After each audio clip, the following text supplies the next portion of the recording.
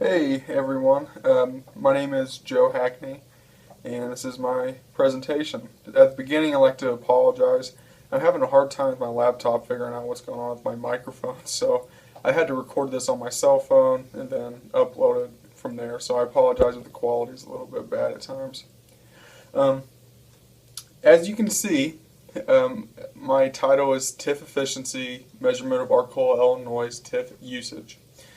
The reason why I'm doing this is because I have a goal to become a city administrator. And with that, I need to start developing strategies, figuring out methods of inducing economic development amongst figuring out ways to generate revenue to pay for infrastructure improvements, to pay for building rehabs, etc. So that's why it's important to me, specifically for my career field.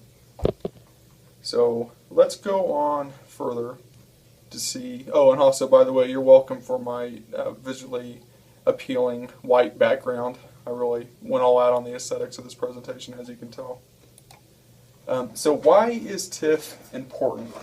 Why should you care about it? One of the most pressing concerns for government of all levels is the increasing demand for services and the overwhelming reality of having limited access to increased revenues. This creates an environment where leaders of all levels of government constantly seek to create new revenue sources. Common thought when considering revenue increases is to increase taxes on the taxing body in question. However, especially when considering local level government, that has unintended consequences. This can include losing taxpayers to another municipality altogether if service fees, property, and sales taxes become prohibitively expensive. Even though this description is kind of bleak, there are still options for local municipalities when considering ways to generate extra revenue. A long-standing method of increasing revenues for a municipality is inducing increased economic activity, and one of the methods is TIF. So what you might be asking is, what is TIF? TIF is commonly referred to as tax increment financing. This method is used by municipalities to assist local pre-existing business in growing or maintaining their business. This can also be used as a tool to incentivize new business to come to the area and invest within the community. Even though the nature of TIFs in general is pretty complex, if it's broken down into steps, there's kind of a simplistic feel to TIF's intricate nature. The first step when attempting to utilize this economic inducement tool is to actually create the TIF district. In certain cases, specific state statutes can mandate that these TIF districts be used in blighted neighborhoods only. After the TIF district has been created, the municipality then analyzes the value of the property within the TIF district using a measurement tool known as EAV, or Equalized Assessed Value. The increased money that results from the enhanced value of the property tax is, in theory, automatically assigned to redevelopment efforts exclusively. Common tactics to use the money would be to cover the cost of building and land acquisition or the revitalization of existing structures to ensure their operational nature for the long term. TIFs can present many issues for residents within the TIF district. It can have unintended consequences at times. If not carried out in the right way, the end result will be questions of legitimacy, potentially. TIF funding can create concerns of fairness, so naturally it will draw enormous levels of public attention. This results in public officials having incentive to hide areas of the process that the public might not understand on the surface, or to even hide the entire process out of the belief that their intentions are for the quote-unquote greater good. Other issues can be the potential fragmentization that TIF can cause. What this can do potentially is pit municipality against municipalities at times, because it causes them to compete a lot, which in some cases competition is good, but whenever you're considering taxing tools, it can kind of have a counter effect to what you originally intended. And then finally, as I kind of noted earlier, the original intention of TIF was to address blighted neighborhoods with the hope of revitalizing the community. This has instead been modified and used in non-blighted communities that are arguably not in immediate need of this program. So how I wanted to go about this and what I would do with TIF leads us to my question and hypotheses. So given my previously established connections with Bill Wagner in the city of Arcola, I've decided that conducting an autopsy of this municipality would best serve me, as my primary area of interest lies within similar sized municipalities. More specifically, I would look to provide specific examples of how this method has had success and shortcomings in the past. One example of how the city used this money would be the acquisition of TIF funds that was used to purchase land for a Best Western hotel. This induced economic activity has resulted in increased motel taxes. So this piqued my interest during my time there at the city and led me to ask the following question. So as you can see, my research question is, does the city of Arcola's TIF program have a tangible impact and achieve its goals? As I noted earlier, one of the questions about TIFs in general is if it even does anything, if it is even worth the hassle, if it actually generates the revenue. So that's kind of one of my questions. I want to use Arcola as a case study to kind of determine if it actually generates the revenue that it's intended to. But based on my knowledge obtained in my time serving as an administrative intern with Arcola, the obvious development of the city over the recent years, I was led to developing the following hypotheses. And as you can see, my hypothesis is, in part, the city has experienced increased growth and expansion economically due to its TIF program.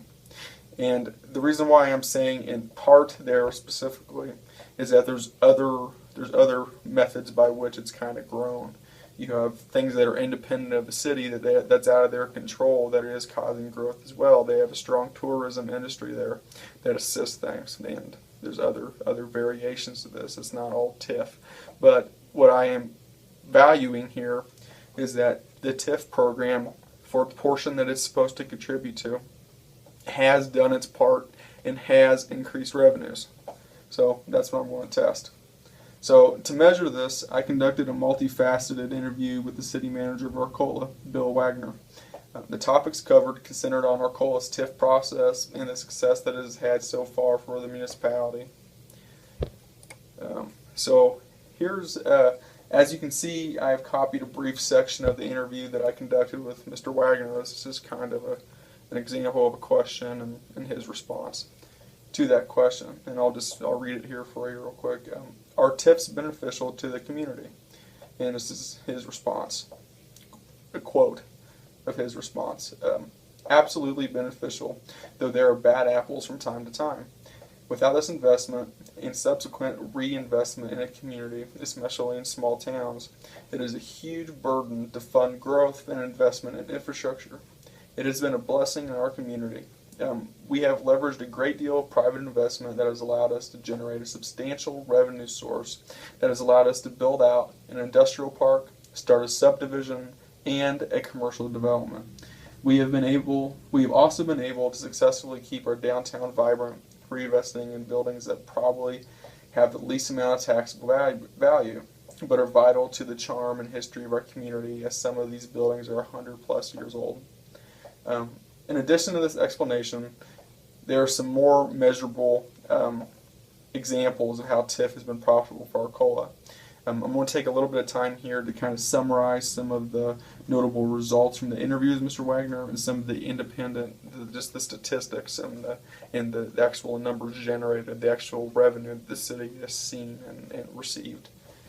And also kind of to note, this is during the tenure of Bill Wagner as city administrator in Arcola. I wanted to know how the TIF process gets started, how it actually gets going. And what happens is a business, self-initiated, though it's kind of through word of mouth that the municipality does this, so they kind of spread it through the community so businesses are aware that this is an option for them. But a business self-initiated comes in and they apply for the TIF.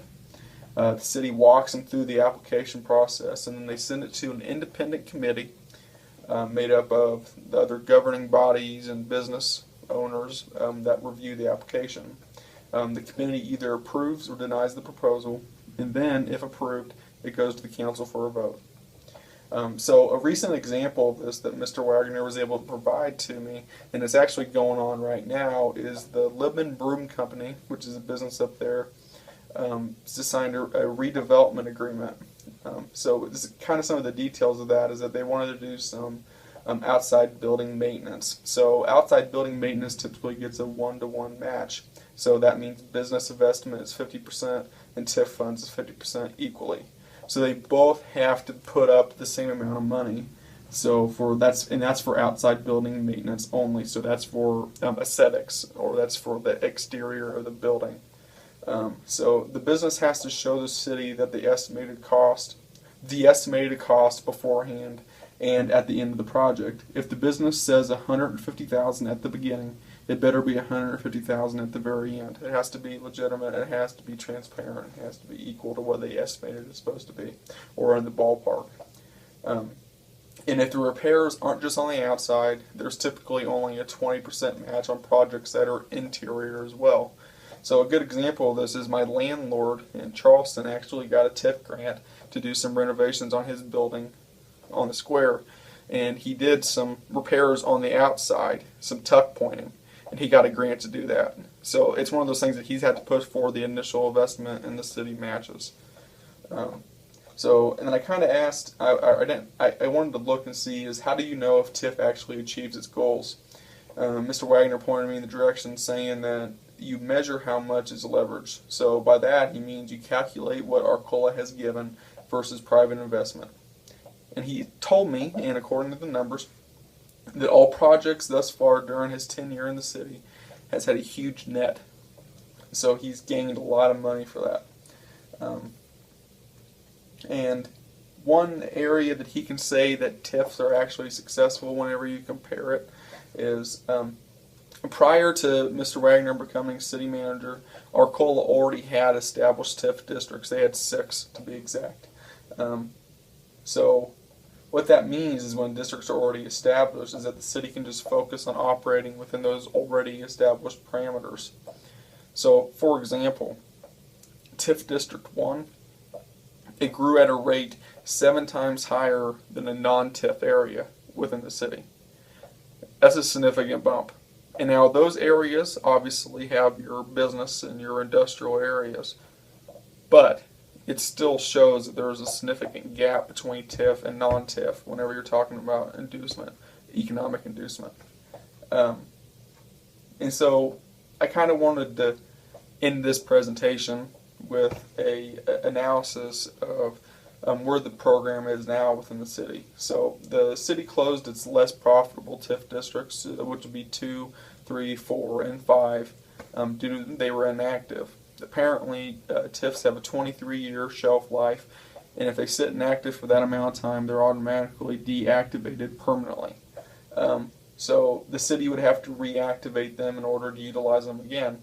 The 2 profitable districts, which would be District 1 and District 6, are still operational and active currently, and they have their businesses there and whatnot, and they're doing their development.